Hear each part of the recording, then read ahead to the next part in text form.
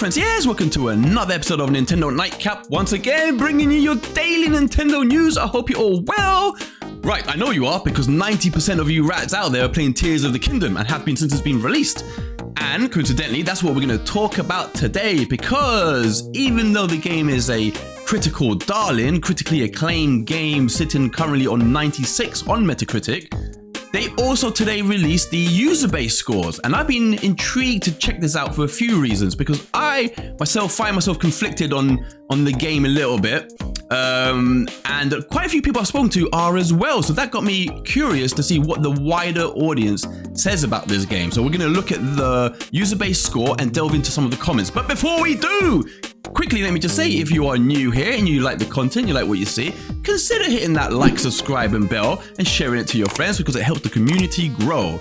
Now then, I did say I was conflicted myself in the game. I am enjoying it, but if I'm honest, I'm not enjoying Tears of the Kingdom as much as the vast majority of you guys out there. I know, I'm going up and down with it. Sometimes I'm like feeling better about it. Other times I'm feeling a bit bogged down by it. And I've been intrigued because I had a quick little look, and at the moment, the user base score for the game on Metacritic is 86. Which incidentally was the same, or is the same, that Breath of the Wild for the user score is sitting on at the moment. Of course, these games, because they're so highly, anticipated, you get review bombers. So we're going to try not to look at those kind of comments. We're going to try and stick at the ones that seem sensible, right? And have, consistent complaints or praise, that seem honest. So let's have a look at the scores right now. Let's have a look at some of the comments. So if we run over on Metacritic now, let's have a little scroll. We can see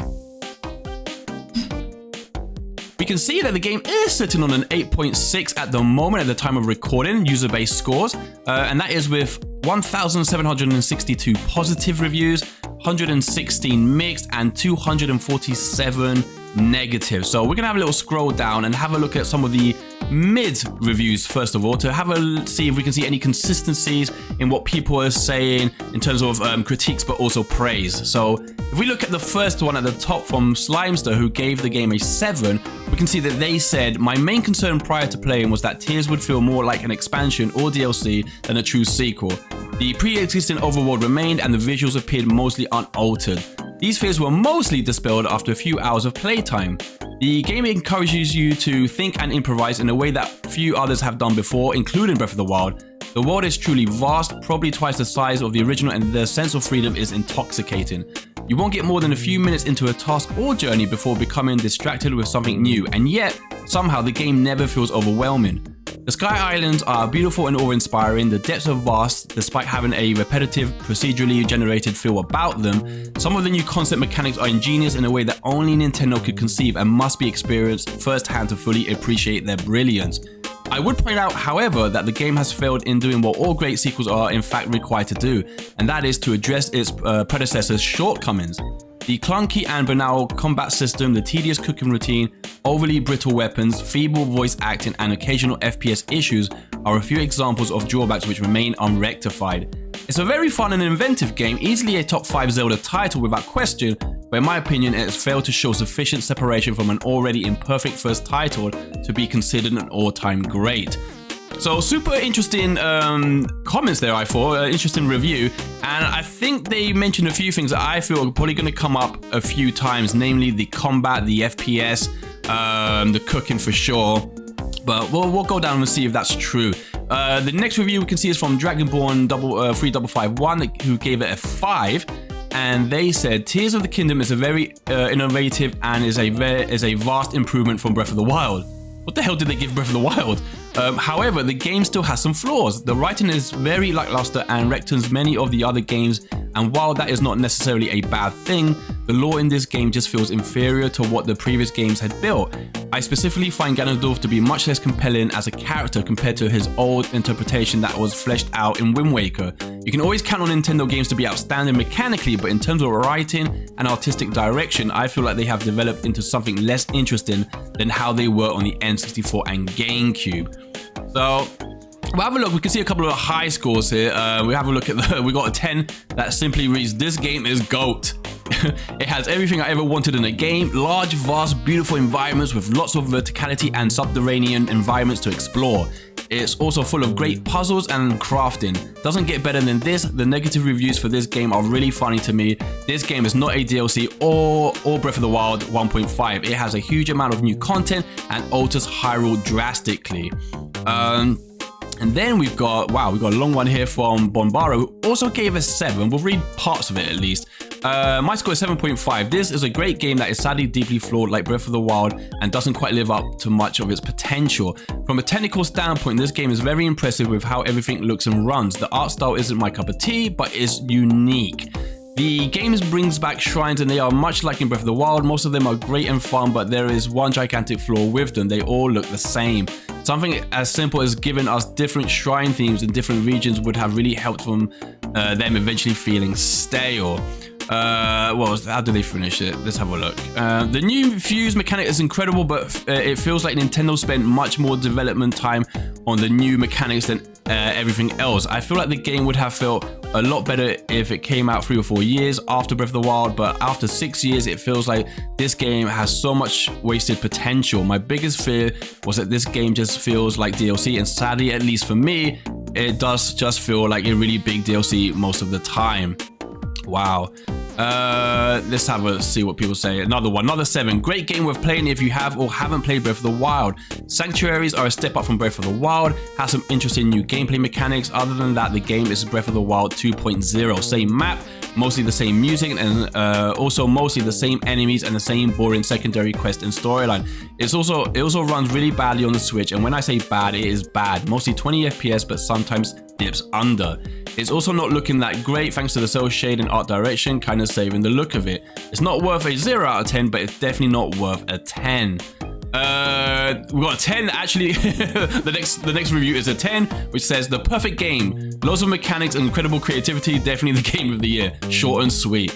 Okay, so let's have a look. Another 6 now. Persona 5 Royal says, I just don't understand all the hype for this game.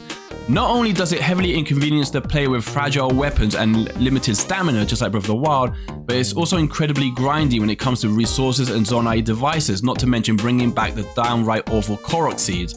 It also neglects to give the player a sense of direction by deliberately leaving out developer-placed map markers.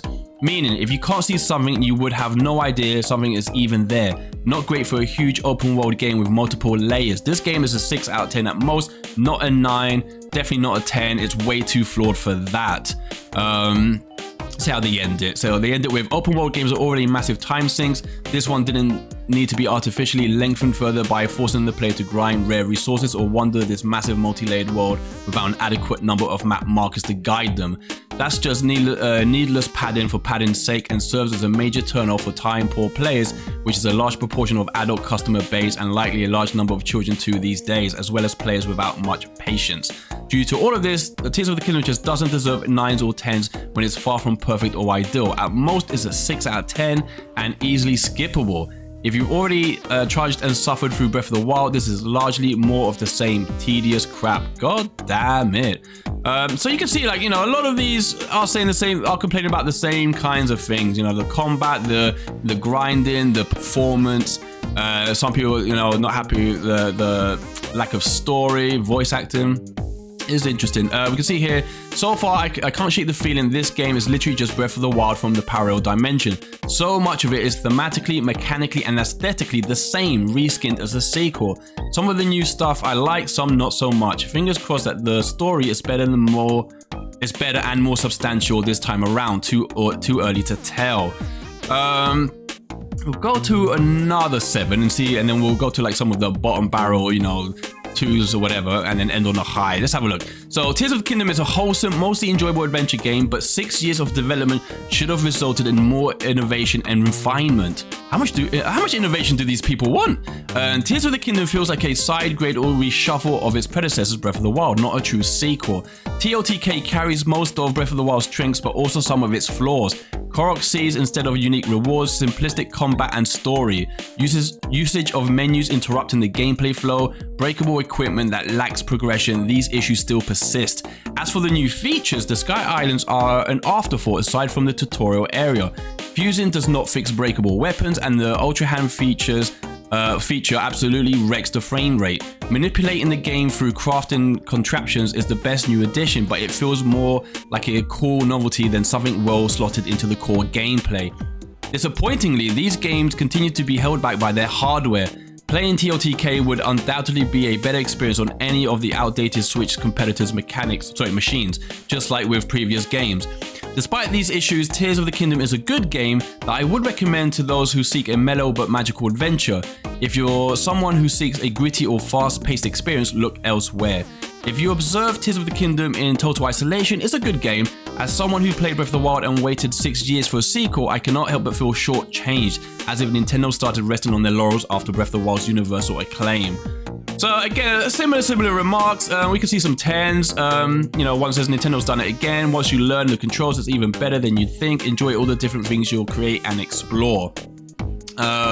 Someone else says, another 10 says, the game is great, it's Breath of the Wild but better. Try it for yourself. If you didn't like Breath of the Wild, you won't like this. I don't know how you wouldn't like Breath of the Wild, but that's beside the point. Compared to recent AAA games, this is the best game released since Elden Ring. It's a great game, bottom line. The worst thing about this game is the performance. It was marked as a sequel to Breath of the Wild. I don't know how that's so hard to understand. Yeah, so now, okay, we can see some of these. These you have to be careful for because you know people are review bombing the game, but we'll read a couple anyways. Let's see what people say. Let's have a look. There's some short ones at least. Not a Zelda game anymore, but a sandbox game. Never in a million years would I imagine a Zelda game where I rotate objects and stick them together like Minecraft, and it's even worse controlling it with a controller. I miss the old Zelda, says Frollerta, who gives it a 0. There's a lot of zeros here. Let's have a look at this 4. Distant Kingdom. The press and journalist doesn't say anything very bad about the game, and it is the immense amount of recycled material that it has and how mediocre it runs on the Switch. The amount of pop-in is impressive. It's very frustrating that for $70, a large percentage of the game feels the same as the previous one, except for some playable gimmicks that also don't change the game. So there we go, some interesting comments and reviews from the players themselves. And while the game is still highly rated amongst them, sitting on an 8.6, of course, it's not reached the same level of critical acclaim that the critics gave it, sitting on a 9.6, but still nonetheless very high. Although I did think it was interesting to note there is a definite pattern, at least in some of the criticisms that some players are, giving the game, namely the brittle weapons, the over-familiar feeling that the game has to Breath of the Wild, it being in the same map, of course, the performance of the game, a lot of people not liking the, I suppose they call it, what they might consider a bit of an empty world, an over-reliance on building as well, right? The core gameplay not being what they hope it would be.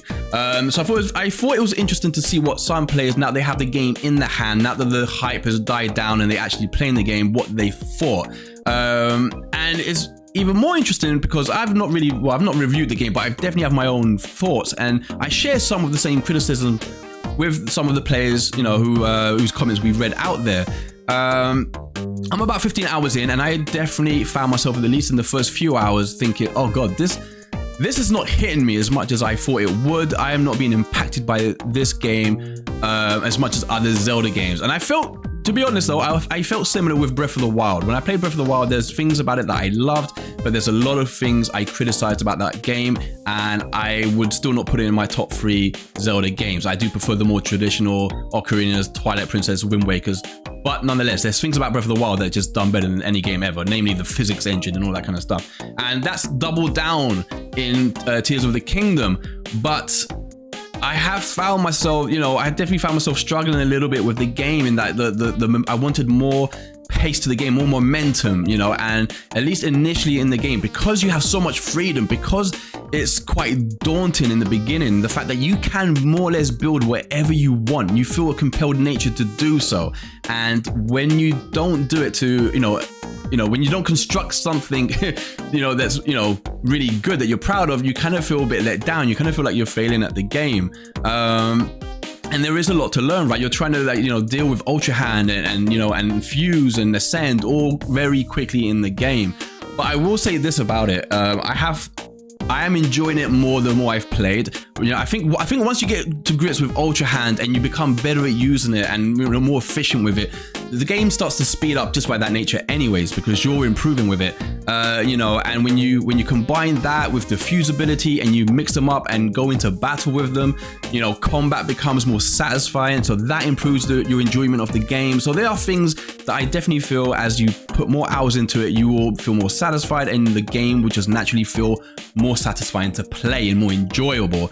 That said though, I still find myself still missing aspects of the older Zelda games. I still want more of a story. I've only played about 15 hours. I'm not going to spoil anything, go into the story or anything like that. But there's, of course, the story is not as present as older Zelda games. And at the moment, it's not even more present than Breath of the Wild to me. So I miss that kind of, you know, guided storyline, that kind of, you know, I don't know, that just kind of, the storyline is just kind of always present in, you know, Ocarina or Twilight Princess, that it's always, you know, you're always aware of it, you're following it. The more, some people would say linear. I don't think the Ocarina and Twilight games are linear, or Wind Waker for that matter. They're big games for their time, but they're more structured for sure. And I miss that structure of Zelda games. I miss the variety it has in the different locations. The thing with Breath of the Wild and Tears of the Kingdom to me is that I enjoy getting lost in those worlds, and you come across different things, you know, in caves and skyline islands, you know, and you'll find cool things to do.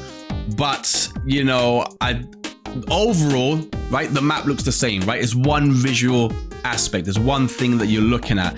And I like the older Zelda games where you just go to different parts, you know, of the world. You have villages and, you know, different lands, and it's just more variety visually than there is in Tears of the Kingdom and Breath of the Wild. Like, I don't find it as fun to traverse through these worlds as I have in past Zelda games for sure.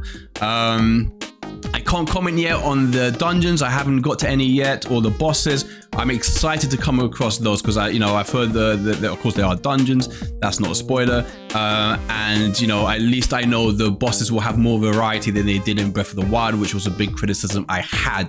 The voice acting I have no problem with either. So, you know, that's it. That's my, we'll call it, brief experience with the game so far and my opinions. I'm still really enjoying it, but I'm more intrigued to know what you guys think about the game, you know, especially now that you have the game. Has it met your expectations? Have you been surprised by how much you like it, or, you know, how much you're not enjoying it maybe? Let us know.